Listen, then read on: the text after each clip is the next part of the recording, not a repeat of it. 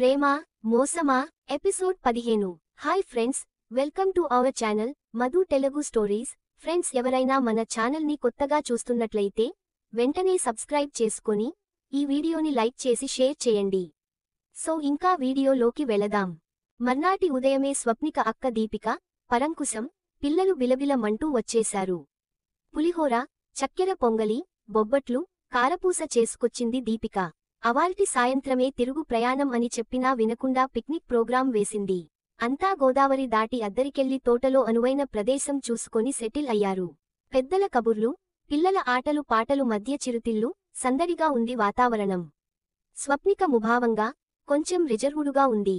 కానీ దీపిక కలుపుగోలు మనిషి. అందర్నీ కలేస్తుంది, గలగల మాట్లాడుతోంది. ఎవర్ని తిన్నగా ఉండనివ్వట్లేదు. ఏదోటి చేయిస్తుంది. ఆమె చురుకుదనం, కలివిడితనం చూసి ఎంతో ముచ్చటపడ్డాడు అనురాగ్. పరంకుశం కూడా జోకులేస్తూ స్కూల్ కబుర్లు ఊరి కబుర్లు చెప్పడం పెద్ద విశేషంగా ఫీల్ అయింది స్వప్ని. అనురాగ్ని ఓ పక్కకి తీసుకెళ్లాడు పరంకుశం. స్వప్నిక తెలివైనదే గాని చిన్న పిల్ల మనస్తత్వం. తను పట్టిన కుందేటికి మూడే కాళ్ళు అంటుంది. నువ్వు కొంచెం సర్దుకుపోతే చాలు దారిలో పడిపోతుంది. తను నాకు మరదలు కాదయ్యా, చెల్లెలే. నా కళ్ల ముందు పెరిగిన పిల్ల. తను పిల్లాపాపలతో సుఖసంతోషాలతో తులతూగాలి. అది చూసి మేం సంతోషపడాలన్నదే మా కోరిక. స్వప్నికని కంటికి రెప్పలా చూసుకుంటానని మాటివి బాబూ అని అన్నాడు పరంకుశం. అప్పుడు ఆయనలో బావగారు కాదు, ఒక తండ్రి కనిపించాడు. చేతిలో చేయి వేశాడు అనురాగ్. కళ్ళు తుడుచుకున్నాడు పరంకుశం. మీ వాళ్లతో మాట్లాడి రిసెప్షనో మరో ఫంక్షనో ఏర్పాటు చేస్తాంలే అని కూడా అన్నాడు. అదే సమయంలో చెల్లికి హితబోధ చేసింది దీపిక. అయిన దానికి కాని దానికి అతనితో వాదనేసుకోకు. పంతాలకు పోకు. దేనికైనా పట్టు విడుపు ఉండాలి. మంచితనంతో ప్రేమతో ఆకట్టుకోవాలి. నాది నా వాడు అన్న భావన ఎంత బలంగా ఉంటే ఎంత దృఢంగా ఉంటుంది భార్యాభర్తల బంధం. బలహీనతల్ని అర్థం చేసుకోవడం, తప్పుల్ని సహించి సరిదిద్దటం చేయాలి తప్ప నామాటే నెగ్గాలంటూ తెగేదాకా లాక్కకూడదు. ప్రేమాభిమానాలు పిల్లలు, మొగుడు పెళ్లాల బంధాన్ని శాశ్వతం చేస్తాయి గుర్తుంచుకో అని చెప్పింది దీపిక. మాకలాటి భయాలు జాగ్రత్తలు ఆకట్టుకోవడాలు, కట్టిపడేయడాలు ఏమీ అక్కర్లేదు. నన్నుగా అనురాగ్ ఇష్టపడుతున్నాడు. నేను అంతే. ఎవరి పరిధిలో వాళ్లు ఉంటున్నాం.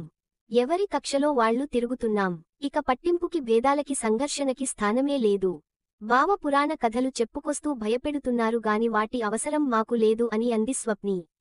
తప్పుచేసి బుకాయిస్తున్న చిన్నపిల్లని చూసి నవ్వే తల్లిలా నవ్వింది దీపిక.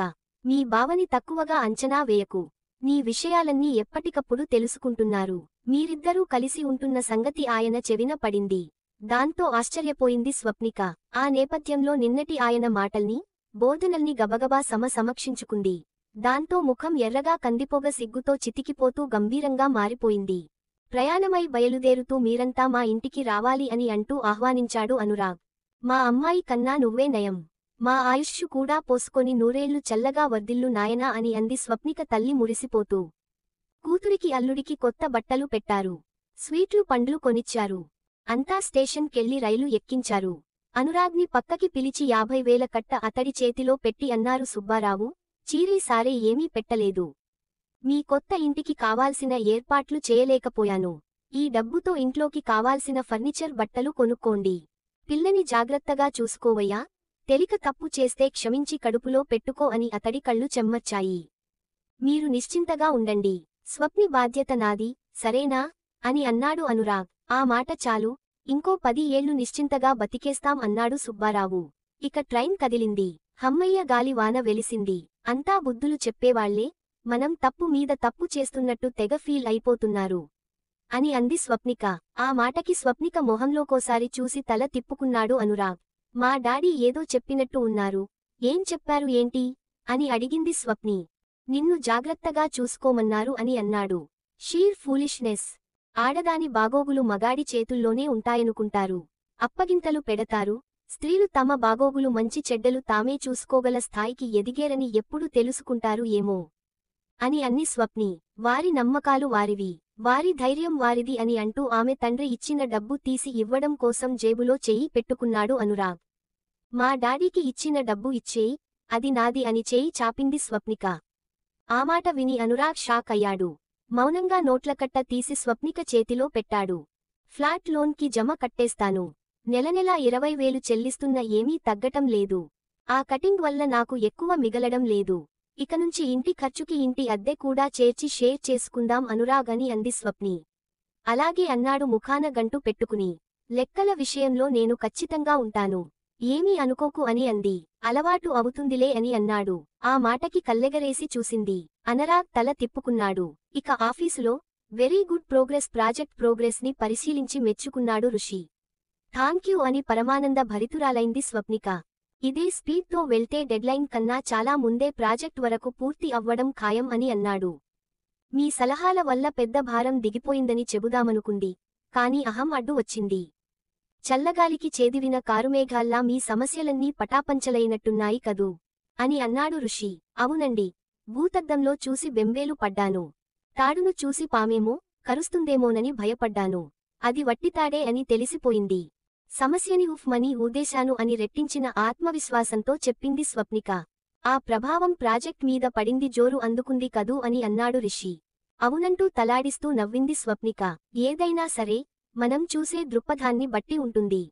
హమ్మో గులాబీ కింద ముళ్ళు ఉండే అని బాధపడొచ్చు. ముల్లుకి గులాబీ పూచిందే అని సంబరపడను వచ్చు. కానీ ఒకటే దృశ్యం. రెండు భావాలు. ఒకటి ఆశావాదం. రెండోది నిరాశవాదం. ఆశావాదమే మనిషిని గట్టెక్కిస్తుంది, గెలిపిస్తుంది. దాన్ని వదులుకుంటే అస్త్రశాస్త్రాలన్నీ నిర్వీర్యమే అవుతాయి అన్నాడు రిషి. అతడు ఎందుకు చెబుతున్నాడు అర్థం కాలేదు. అయినా అర్థమైనట్టు తలాడించింది స్వప్నిక. స్త్రీ విజయం పురుషుడి మీద, పురుషుడి విజయం స్త్రీ మీద ఆధారపడి ఉంటాయి. ఇంట్లో అంతా అనుకూలంగా, ప్రశాంతంగా, సంతోషంగా ఉంటే బయట ఎన్నెన్నో విజయాలు సాధించవచ్చు. ఇంట గెలిస్తేనే రచ్చ గెలుపుంటుంది. ఇంట్లో చికాకులు, సమస్యలు, అసంతృప్తులు లేకపోతే ఎలాంటివారైనా కార్యసాధకులవుతారు. ఎంచేతంటే చేసే పనిమీద పూర్తి శ్రద్ధ పెట్టగలరు. శక్తులన్నిటినీ కేంద్రీకరించగలరు. ఆత్మవిశ్వాసంతో ఆశావాదంతో పనిచేయగలరు అని చెబుతూ ఉన్నాడు రిషి. ఇక అతడు వదిలేలా లేడు అనిపించి అందుకు నేనే ఉదాహరణ అంది మౌస్ని కదిలిస్తూ. ఓకే, కీపిటప్ టెక్నికల్ డైరెక్టర్ కూడా తన అభినందనలు తెలియజేయమన్నారు. మీ వర్క్ గుర్తించబట్టే ఎంత ముఖ్యమైన ప్రాజెక్ట్ మీకు అప్పగించారని నాకు ఇప్పుడు అర్థమైంది అని చెప్పి బై చెప్పి రిషి వెళ్ళిపోయాడు. సృష్టిలోని ఆనందమంత తన స్వంతమైనట్టు పొంగిపోయింది స్వప్నిక. ఇంటికి వెళ్ళొచ్చాక మనసు దూదిపించే అయింది. అనురాగ్ కూడా మరింత సాయపడుతున్నాడు. శక్తియుక్తుల్ని ప్రాజెక్టు మీద కేంద్రీకరించింది. నిజం చెప్పాలంటే దాని మీదే మనసుని లగ్నం చేసింది. చక్కని ఫలితం కనిపించింది. టైం ఫ్రేమ్లో ఈ ప్రాజెక్టు పూర్తి చేస్తే చాలు, స్థాయి పెరిగిపోవడం ఖాయం అని అనుకొని సంతోషంతో ఉక్కిరిబిక్కిరి అయింది స్వప్నిక. దాన్ని ఎవరితోనైనా పంచుకోవాలనిపించింది. ఏం చేయాలో తోచలేదు. వెంటనే అనురాగ్ గుర్తొచ్చాడు. అతడి వింగ్లోకి వెళ్ళింది. సీట్లో లేడు. లీవ్ తీసుకున్నాడు. మీకు తెలీదా అని పక్కన వాళ్లు చెప్పారు.